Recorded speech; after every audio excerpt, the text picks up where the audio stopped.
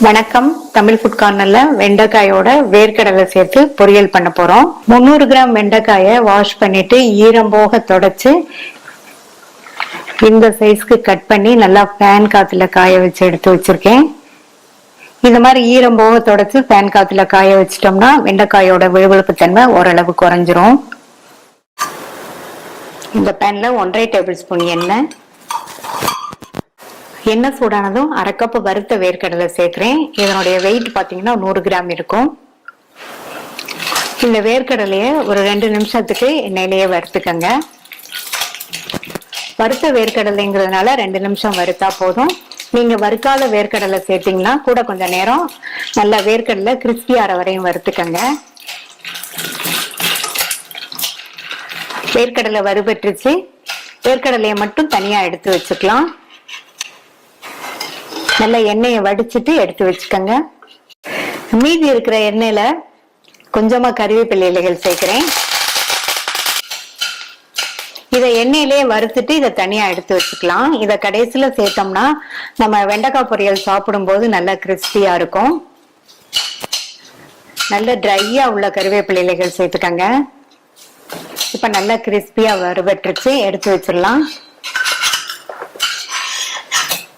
அடுத்து அதே எண்ணெயிலேயே 1 டீஸ்பூன் கடுகு, 1 டீஸ்பூன் கடலைப்பருப்பு, 1 டீஸ்பூன் உளுந்து,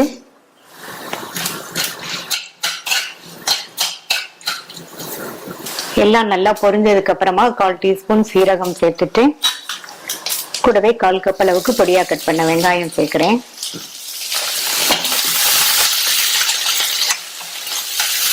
வெங்காயம் லைட்டா வதங்கிடுச்சு.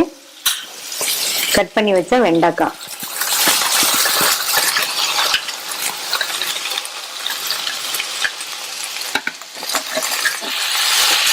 இந்த காய் மீடியம் ஃப்ளேம்லயே எண்ணெயிலேயே நல்லா வதங்கட்டும்.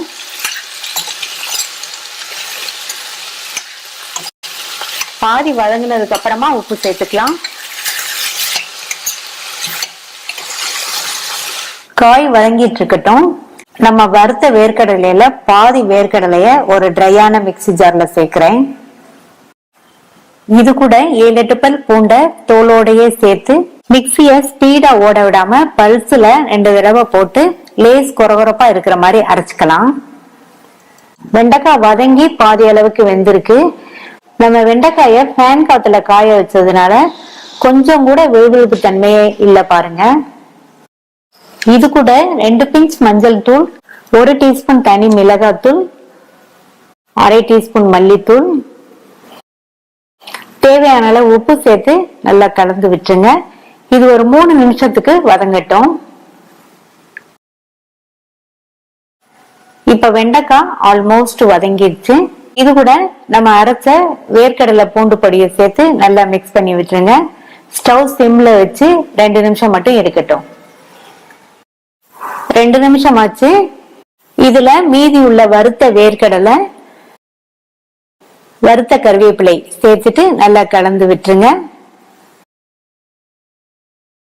கடைசியா பொடியா கட் பண்ண கொத்தமல்லி இலைகள் சேர்த்து மிக்ஸ் பண்ணிடலாம்.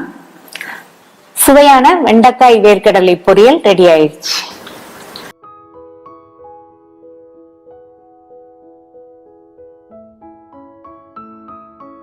வெண்டைக்காய் தொக்கு பண்ண போறோம். இந்த பேன்ல 1 டேபிள் ஸ்பூன் எண்ணெய் சேர்த்து சூடானதுக்கு அப்புறமா இதுல 1/4 டீஸ்பூன்ல பாதி வெந்தயம், 3/4 டீஸ்பூன் சீரகம், கொஞ்சமா ஒரு 1/4 டீஸ்பூன் கடுகு சேர்த்துக்கங்க. அடுத்து 1/2 டேபிள் ஸ்பூன் கொத்தமல்லி விதை, இது கூட 6 காஞ்ச மிளகாய் சேர்க்கிறேன். மிதமான தீயில வச்சு இது எல்லாத்தையும் வறுத்துக்கலாம். நல்லா வாசனை வர வரையும் வறுத்துக்கங்க. தீயை மிதமா வச்சு வறுத்துக்கங்க. எல்லாமே வறுபட்டு நல்ல ஒரு வாசனை வந்துடுச்சு. இப்ப எண்ணெயை விட்டுட்டு இந்த வறுத்த ஜாமான்களை மட்டும் தனியா எடுத்து வச்சுக்கங்க. மீதி இருக்கிற எண்ணெய் கூட 150 கிராம் வெண்டைக்காயை கொஞ்சம் மெல்லிசா கட் பண்ணி வச்சிருக்கேன். அதை சேர்த்துட்டு இந்த வெண்டைக்காயை 5 நிமிஷத்துக்கு இந்த எண்ணெயிலேயே வதக்கிக்கங்க.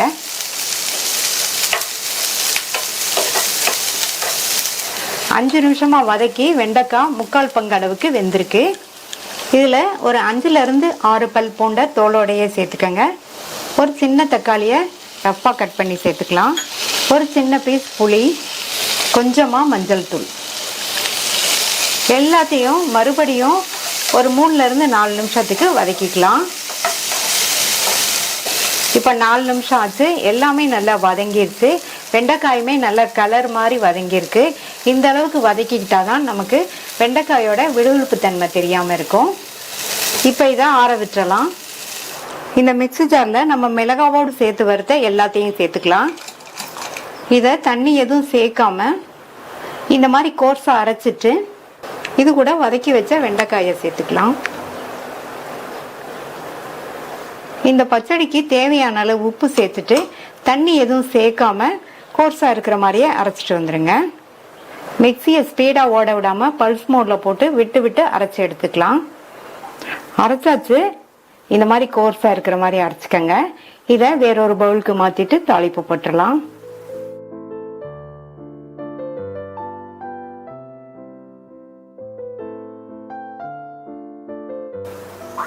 தாளிப்பு போடுறதுக்கு 3 டீஸ்பூன் நல்லெண்ணெய். எண்ணெய் சூடானதும் அதில் அரை டீஸ்பூன் கடுகு, 1 டீஸ்பூன் உளுந்து, கூடவே கறிவேப்பிலை. தாளிப்பை இந்த தொக்கில் சேர்த்துடலாம்.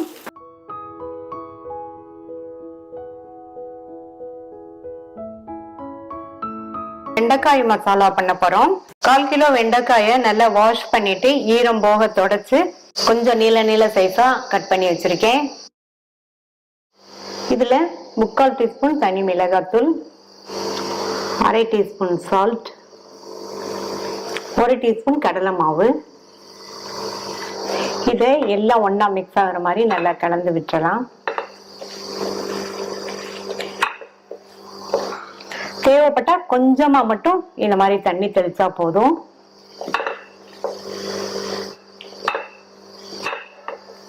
இந்த பேன்ல 3 டீஸ்பூன் எண்ணெய் சேர்த்திருக்கேன். எண்ணெய் சூடானதும் வெண்டைக்காயை சேர்த்துட்டு நிதானமான தீயில வச்சு இந்த வெண்டைக்காயை அப்படியே ஃப்ரை பண்ணிட்டே இருக்கணும். நம்ம சேர்த்திருக்க வெண்டைக்காய் 3/4 பங்கு அளவுக்கு வெந்து வர வரைக்கும் இந்த மாதிரி கலந்து கொடுத்துட்டே இருங்க. அந்த மாதிரி வர்றதுக்கு 7-8 நிமிஷம் ஆகும். இப்ப 7 நிமிஷம் ஆச்சு.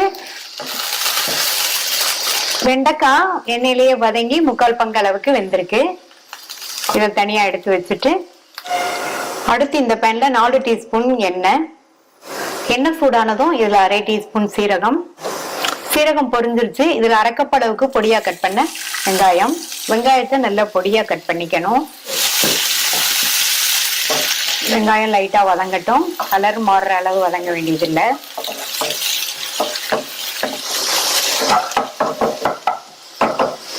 இது கூட 2 டீஸ்பூன் அளவுக்கு இஞ்சி பூண்டு விழுதையும் சேர்த்து அதனுடைய பச்சை வாசனை போக 1 நிமிஷம் அல்லது 2 நிமிஷத்துக்கு வதக்கிக்கங்க.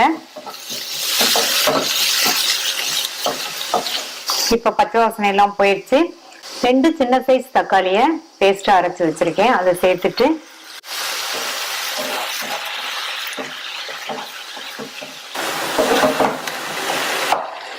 தக்காளி சேர்த்து மிக்ஸ் பண்ணிட்டு 1/4 டீஸ்பூன் மஞ்சள் தூள், 1 டீஸ்பூன் தனி மிளகாத்தூள், 1 டீஸ்பூன் கொத்தமல்லி தூள், இதுக்கு தேவையான அளவு உப்பு, ஒரு அரை டீஸ்பூன் உப்பு சேர்த்திருக்கேன். நீங்க தேவைப்பட்டா கூட கொஞ்சம் சேர்த்துக்கங்க.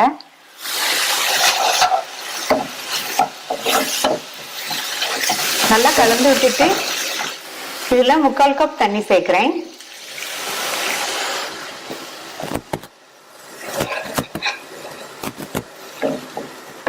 மிக்ஸ் பண்ணி விட்டுட்டு மூடி வச்சிருங்க. சேர்த்த மசாலா தூளோட பச்சை வாசனை போக 3 நிமிஷத்துக்கு நல்லா கொதிச்சுட்டு இருக்கட்டும். 3 நிமிஷம் ஆச்சு. சேர்த்த மசாலா தூளோட பச்சை வாசனை எல்லாம் போயிடுச்சு. ஓரங்கள்லாம் நல்லா எண்ணெய் பிரிஞ்சு வந்திருக்கு. இதுல அரை கப் அளவுக்கு புளிப்பில்லாத கெட்டி தயிர் சேர்த்துடுங்க. ஸ்டவ்வை சிம்ல வச்சுட்டு இதுல அரை கப் அளவுக்கு புளிப்பில்லாத கெட்டி தயிர் சேர்த்துக்கலாம். சேர்த்துட்டு நல்லா இந்த மாதிரி கைவிடாம கிண்டி கொடுத்துட்டே இருங்க.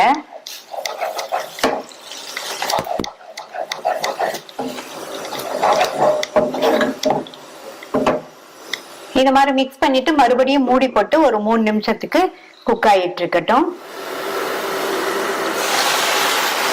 தயிர் சேர்த்து 3 நிமிஷம் ஆச்சு. இதுல நம்ம ஃப்ரை பண்ண வெண்டைக்காயை சேர்த்துருங்க.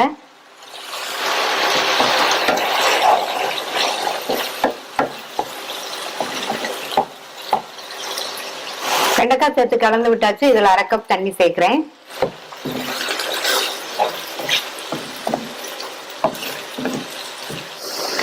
மறுபடியும் மூடி வச்சிருங்க. கொஞ்சம் திக்காய் வர வரைக்கும் வெந்துட்டு இருக்கட்டும். இடையில இந்த மாதிரி கலந்து விட்டுருங்க. நம்ம வெண்டைக்காயை ஃப்ரை பண்ணும்போது 3/4 பங்கு அளவுக்கு வெந்திருந்தது. இப்ப நல்லாவே ஃபுல்லா வெந்து வந்துரும். ஒரு 3 நிமிஷத்துக்கு அப்புறம் பார்க்கலாம். 3 நிமிஷம் ஆச்சு. கரெக்டான கன்சிஸ்டன்சில இருக்கு. இது சப்பாத்திக்கு தொட்டு சாப்பிட்றதுக்கு கரெக்டா இருக்கும். நம்ம சேர்த்த வெண்டைக்காயுமே நல்லா ஃபுல்லா வெந்துருச்சு. இதுல கடைசியா 1/2 டீஸ்பூன் கரம் மசாலா தூள் சேர்க்கிறேன். கடைசியா சேர்த்துக்கங்க. நல்ல வாசனை சூப்பரா இருக்கும். பொடியா கட் பண்ண கொத்தமல்லி இலைகள் கொஞ்சம் சேர்த்துட்டு கலந்து விட்டுட்டு ஸ்டவ் ஆஃப் பண்ணிடலாம். சூப்பரான டேஸ்ட்ல வெண்டைக்காய் மசாலா கறி ரெடி ஆயிடுச்சு.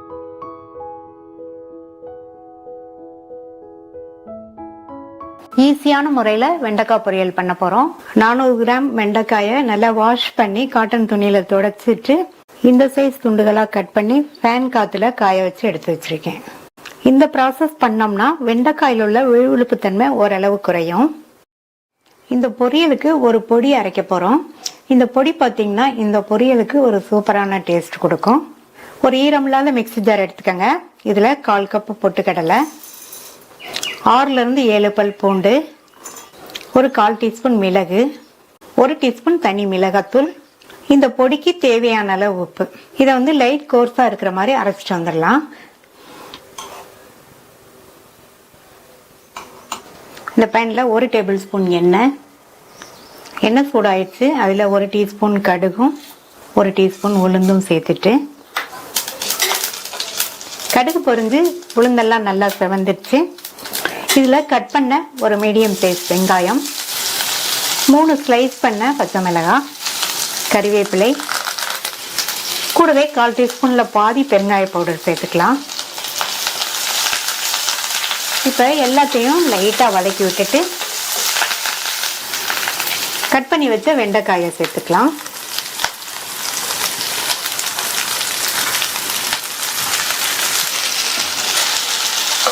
இந்த வெண்டைக்காயை 1 நிமிஷத்துக்கு வதக்கி விட்டுக்கங்க.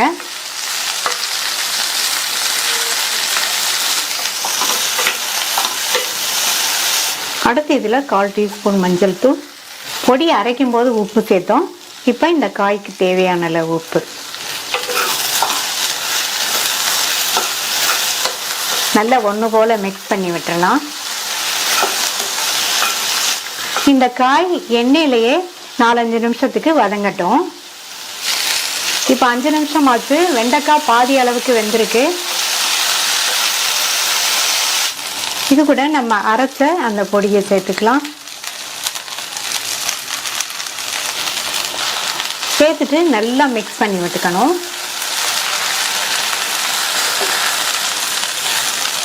நம்ம சேர்த்த பொடி எல்லா காயிலையுமே நல்லா கோட் ஆயிடுச்சு. இப்ப மறுபடியும் 4 to 5 நிமிஷத்துக்கு இருக்கட்டும். இடையில இந்த மாதிரி கலந்து கொடுங்க. இப்ப 5 நிமிஷம் ஆச்சு. அப்ப பாத்தீங்கன்னா வெண்டைக்காய் பாதி அளவுக்கு வெந்திருந்தது. இப்ப நம்ம சேர்த்த பொடியோட சேர்த்து நல்லா ஃபுல்லாவே வெந்துருச்சு. கடைசி அதுல பொடியா கட் பண்ண கொத்தமல்லி இலைகள் கொஞ்சம் தூவிட்டு ஒரு தடவை மிக்ஸ் பண்ணி விட்டுறலாம். நல்ல சூப்பரான டேஸ்ட்ல வெண்டைக்காய் பொரியல் ரெடி ஆயிடுச்சு.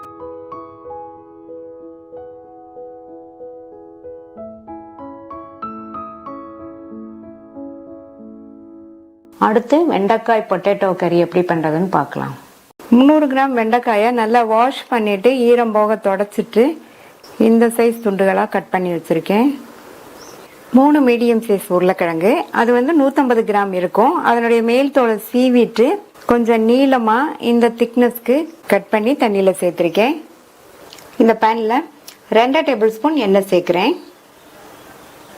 எண்ணெய் சூடானதும் கட் பண்ணி வச்ச வெண்டைக்காயை சேர்த்துட்டு மீடியம் ஃப்ளேம்ல வச்சு இந்த வெண்டைக்காயை 4 to 5 நிமிஷத்துக்கு வதக்கிக்கலாம்.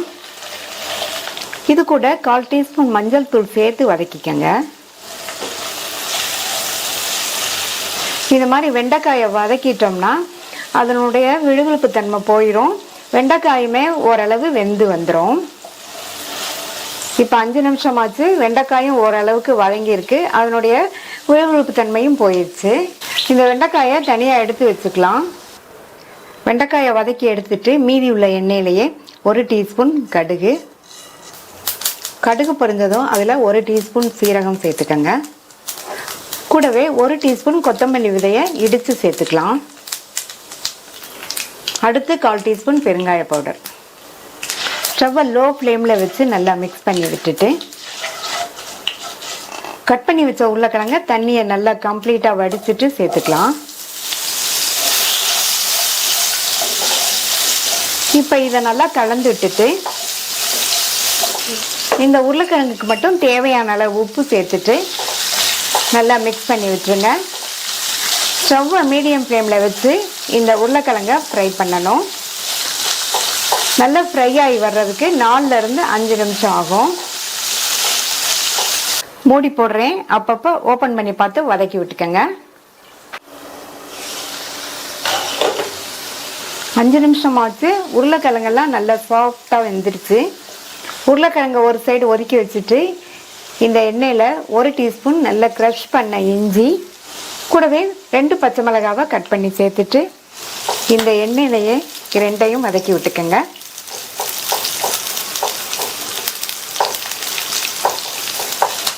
வதக்கிட்டு நல்லா மிக்ஸ் பண்ணியாச்சு.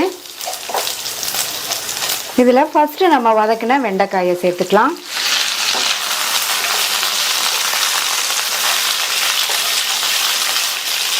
நல்லா கலந்து விட்டுட்டு மூடி வச்சுருங்க. ஒரு 2 நிமிஷத்துக்கு வதங்கிட்டு இருக்கட்டும். வதங்கிட்டு இருக்க கேப்பில் இந்த சைடு ஸ்டவ்வில் ஒரு பேன் போட்டிருக்கேன். இதில் 2 டேபிள் ஸ்பூன் கடலை மாவு சேர்த்துட்டு மிதமான தீயில வச்சு இந்த கடலை மாவை வறுத்துக்கலாம். கடலை மாவை கருகிராமல் நல்ல பக்கத்துலேயே இருந்து வறுத்துக்கங்க.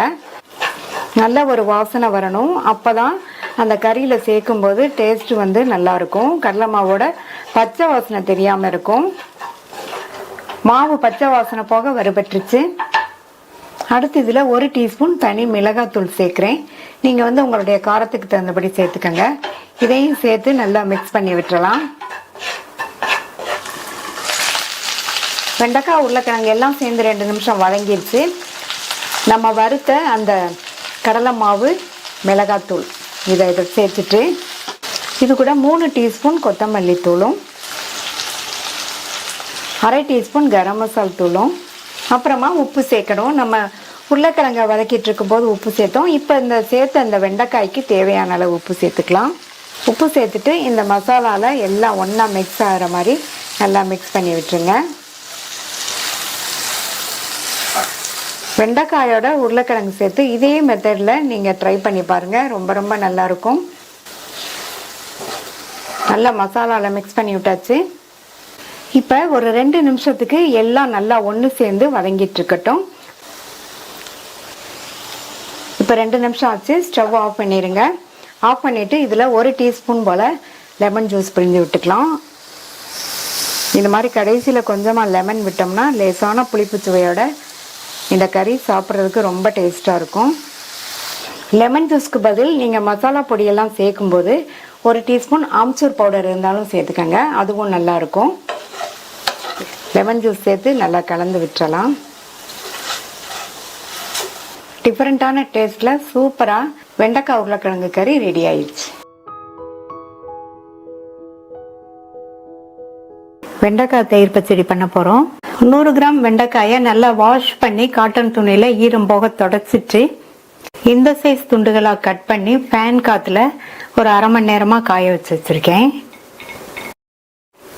125 ml கரெக்டான புளிப்புள்ள தயிரை இந்த கப்பில் நல்லா பீட் பண்ணி எடுத்து வச்சுருக்கேன். தயிரை நல்லா பீட் பண்ணி வச்சுக்கணும். இப்போ இதில் 1 கப் தயிர், 2லேருந்து 3 டேபிள் ஸ்பூன் தேங்காய் துருவல், ஃப்ரெஷ்ஷான தேங்காய் துருவல் சேர்த்துக்கங்க. இப்போ நம்ம எடுத்துருக்கிற தயிருக்கும் இந்த தேங்காய் துருவலுக்கும் கொஞ்சமாக உப்பு சேர்க்குறேன். இதை நல்லா மிக்ஸ் பண்ணி விட்டுருங்க.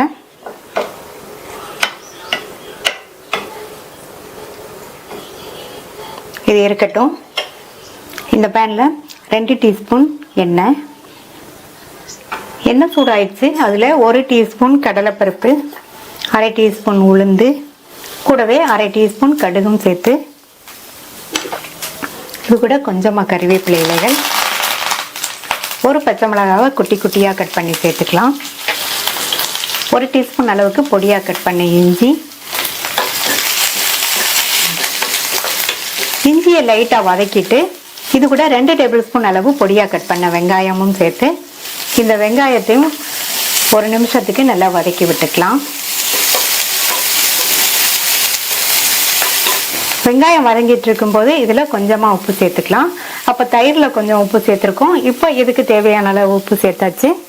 இது கூட 2 பிஞ்ச் பெருங்காய பவுடரும் கொஞ்சமாக 1 பிஞ்ச் மஞ்சள் தூளும் சேர்த்துக்கலாம். வெங்காயம் 1 நிமிஷமா வதங்கினதுக்கு அப்புறமா இது கூட நம்ம கட் பண்ணி வச்ச வெண்டைக்காயை சேர்த்து இந்த வெண்டைக்காயையும் லோ ஃப்ளேம்லேயே வச்சு நல்லா வதக்கிக்கணும். நம்ம வெண்டைக்காயை வாஷ் பண்ணி தொடச்சு ஃபேன் காற்றுல காய வச்சதுனால விழுவிழுப்பு தன்மை வேகமாக போயிடும். வெண்டைக்காய் வதங்கி நல்லா வெந்து வரட்டும். வெண்டைக்காய் வதங்கிட்டு இருக்கும்போது இன்னொரு 1/2 டீஸ்பூன் மட்டும் எண்ணெய் சேர்த்து வதக்கிக்கலாம்.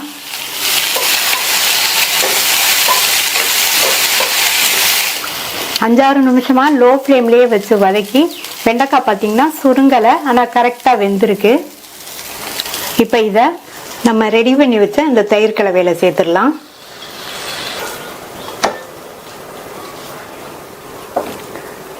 சேர்த்துட்டு நல்லா ஒரு தடவை மிக்ஸ் பண்ணி விட்டுறலாம். அடுத்து இதில் 2 டேபிள் ஸ்பூன் வறுத்த வேர்க்கடலை, இந்த மாதிரி வேர்க்கடலை சேர்த்து பாருங்க, சாப்பிடும்போது டேஸ்ட் ரொம்ப சூப்பராக இருக்கும். கூடவே பொடியாக கட் பண்ண கொத்தமல்லி இலைகளும் சேர்த்துடலாம். நல்லா மிக்ஸ் பண்ணி விட்டாச்சு. நல்ல டேஸ்டான வெண்டைக்காய் தயிர் பச்சடி சூப்பராக ரெடி ஆயிடுச்சு.